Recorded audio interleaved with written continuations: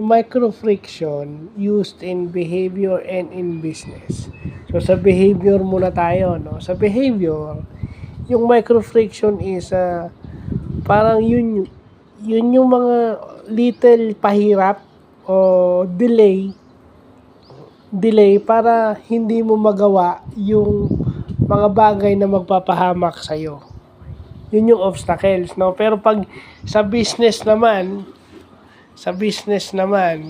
yun yung mga sa mga business web pages o sa Facebook, no? Yung maraming forms, madami kang pupuntahan, yung mga landing page mo dumadami, yan daw yun. Pero positively, yung positive naman, it encourages yung mag-add ka ng yung confirmation.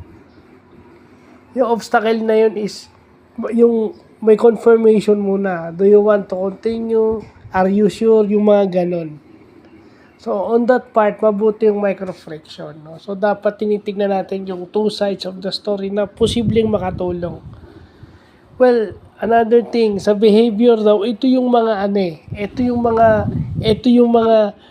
halimbawang gusto mong gumawa ng masama, ito yung mga bagay na mapapaisip ka kung gagawin mo ba.